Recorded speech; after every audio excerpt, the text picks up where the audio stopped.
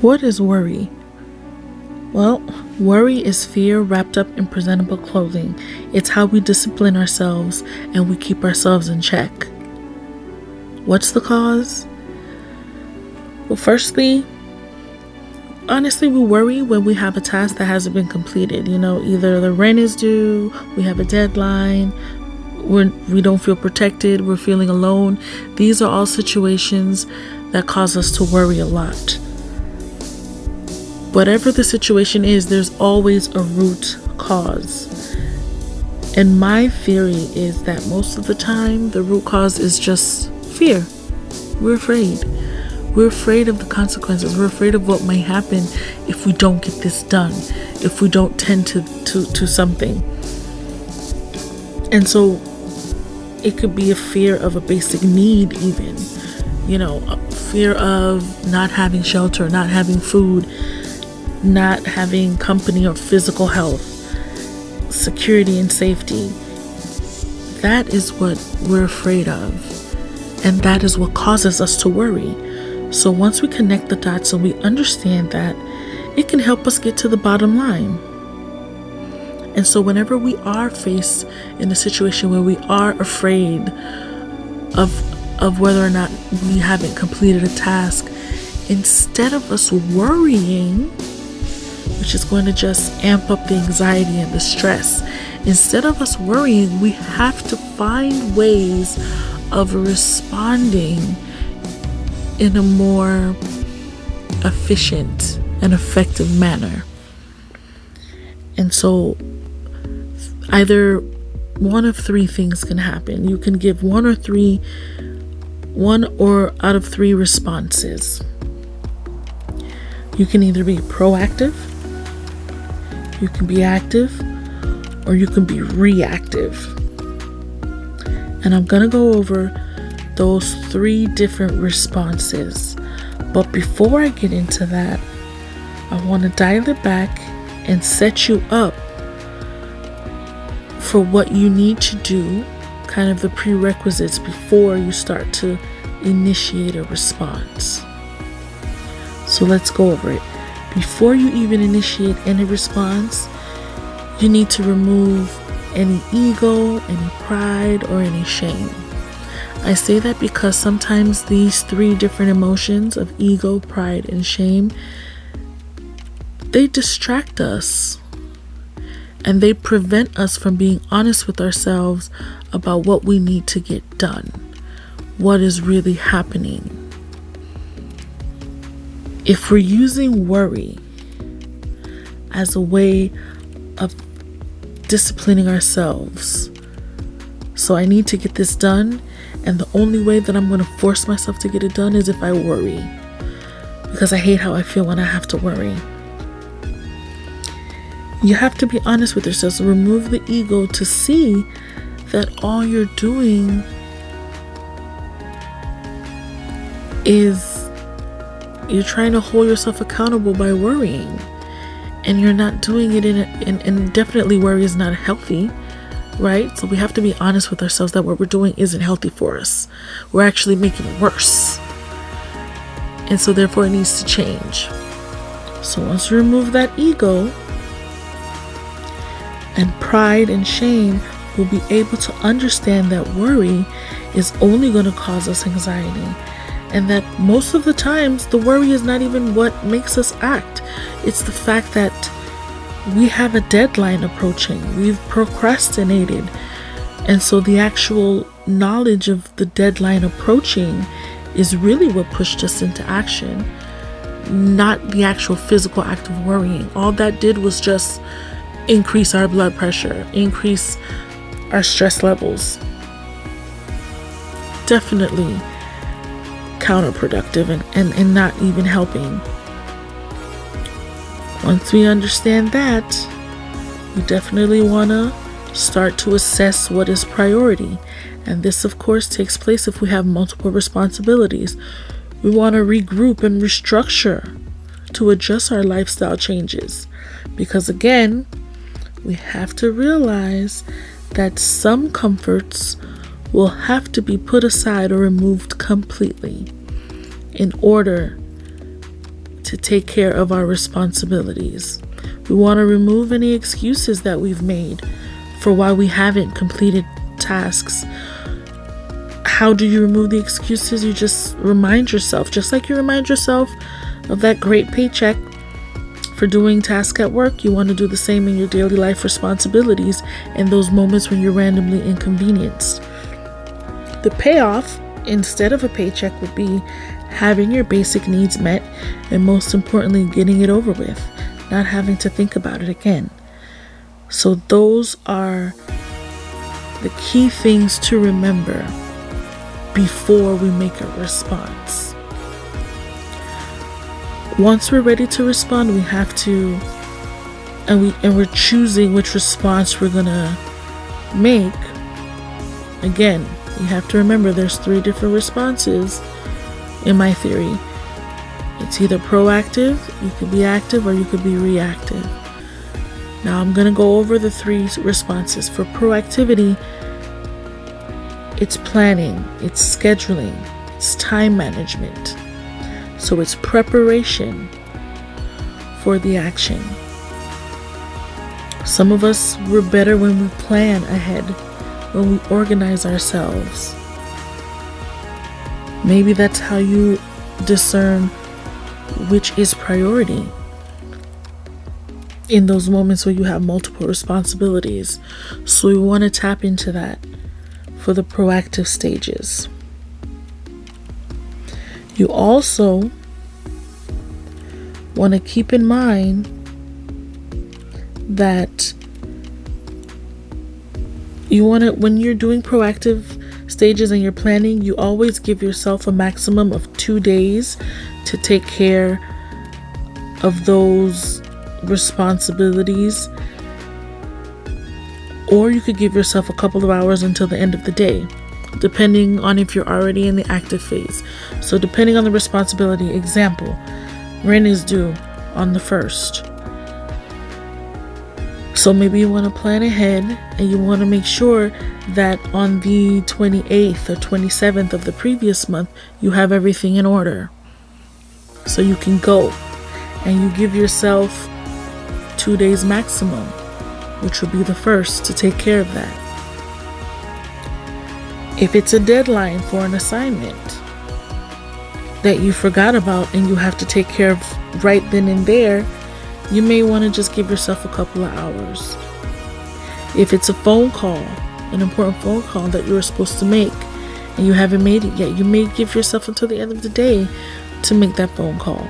So it's assessing and managing your time to get it done effectively. When it comes to the proactive stages, these are things that can affect the stage. One of the tips I would give you for the proactive stage is push the deadline up a week in advance mentally if you can. Remember, all this stuff is mental. If you tell yourself mentally that the deadline is a week in advance, you're already ahead of the game. You're early. Even better, another tip, schedule the task as an appointment.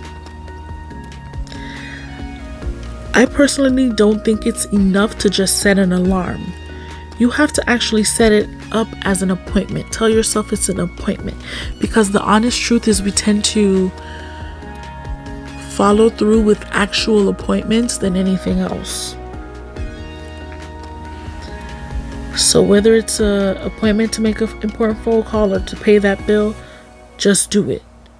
No excuses. Something else that can help you is getting an accountability champion or person. This can help in all the phases, but I'll speak about it now. You can just have someone keep you on track. Make sure that they themselves are a great organizer. So that's important to remember. We're going to move on to the second response, which is active. Active, of course, action, taking immediate action. This is record keeping in real time, doing checklists, All of that is in the active stages. Another thing you want to keep track of and keep in mind as far as the active stages is, again, making sure that you're allotting the right amount of time. That's very important. In the active stage, another helpful tip is just simply remind yourself of how easy some of these responsibilities are, especially when it comes to menial tasks like phone calls. Like, how hard is it to just make the phone call and take care of it and just cross it out on your to-do list?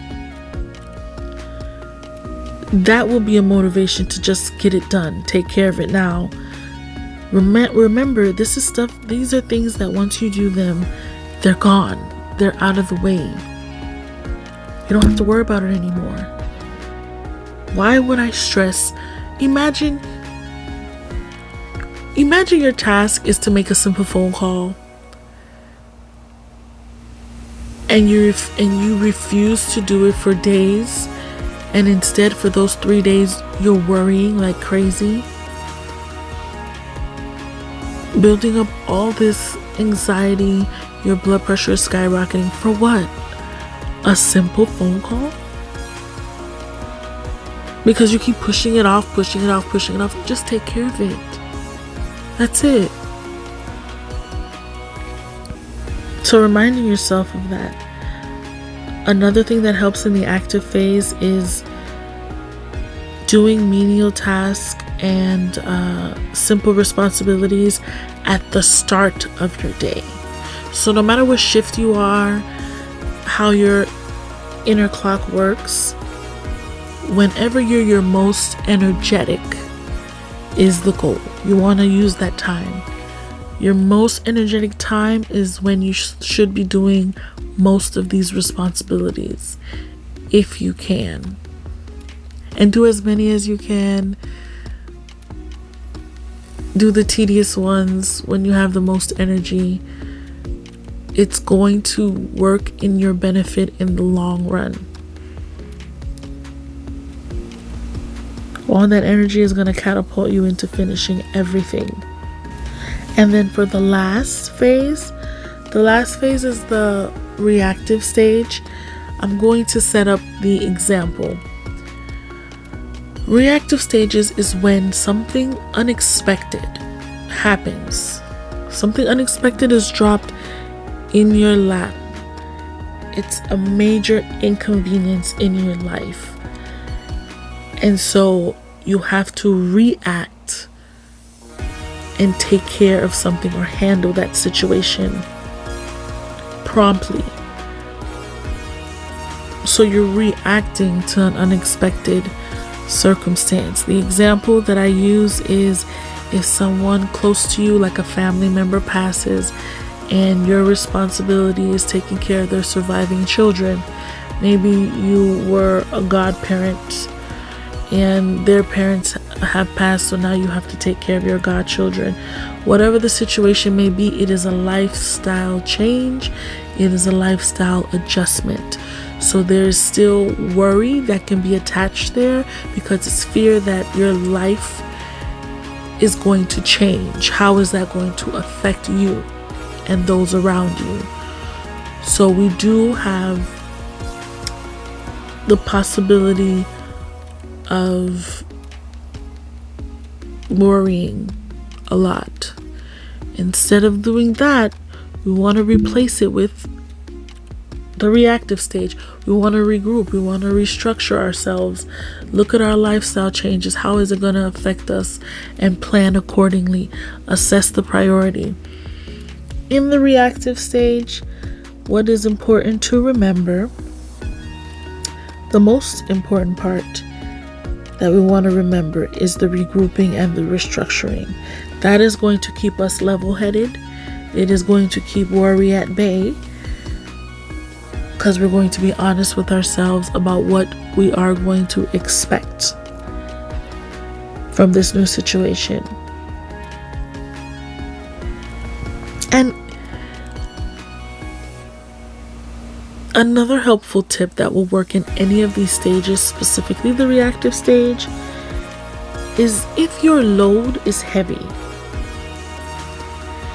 you have to make sure that the issue isn't that you refuse to ask for help. Because sometimes we worry ourselves a lot, and we're worrying because we're refusing to ask for help, when you didn't need to worry in the first place, because you had so many resources there to help you and assist you to lighten the load, and you have this pride, so you don't want to ask for help. Remember, our first step before we even respond is to remove pride, ego, shame. Allow yourself to ask for help. And help could be in different forms. You can start by delegating small tasks to others who are available. Maybe the same tip about getting an accountability champion, someone to keep you organized. Maybe you have enough money and you can pay for the service professionally.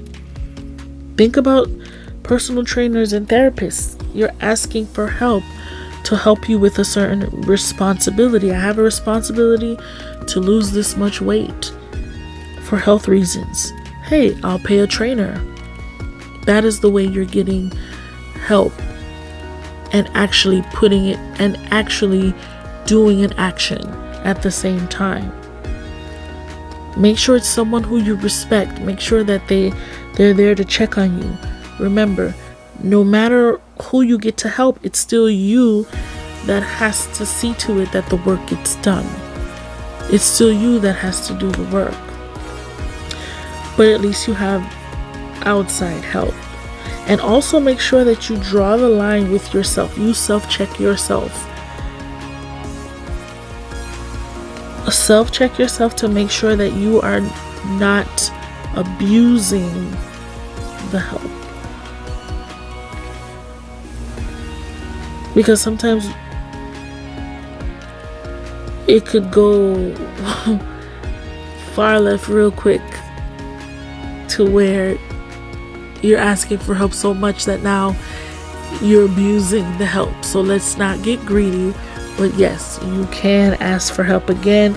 If you have money and you got it like that, hey, get an assistant.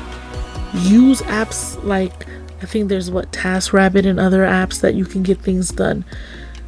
These can all be of help to you to alleviate the worry. So you don't have to always default into worry every time a responsibility comes up. You can either plan ahead, if you already are expecting it, take care of it right then and there so you don't have to deal with it. Or you can react in a way that allows you to recenter yourself. But we just want to keep worrying out of the equation. Again, there's nothing wrong with giving yourself 2 days max to complete something. If you're in the proactive stages or the active stages, you want to give yourself time, a couple hours to take care of a certain task. That's fine. But you have to set your deadline in advance so that way you're not crunching at the last minute. And honestly, there's some people who just like that adrenaline rush. Honestly, they like to feel that pressure because again, it motivates them. But at the same time, you have to be careful because the same thing that's motivating you, that pressure, is also increasing your blood pressure and your stress levels. And so it may feel like a cathartic feeling, but it could be harming you. And so we have to be careful and cautious that we're not overdoing that adrenaline rush type of feeling. So try to implement some of these ways to make it easier on yourself. Okay? So again, recap: remove ego, pride, and shame. Restructure yourself. Understand what's the situation and regroup. Assess priorities. Remove excuses. Please remove all excuses that you may make.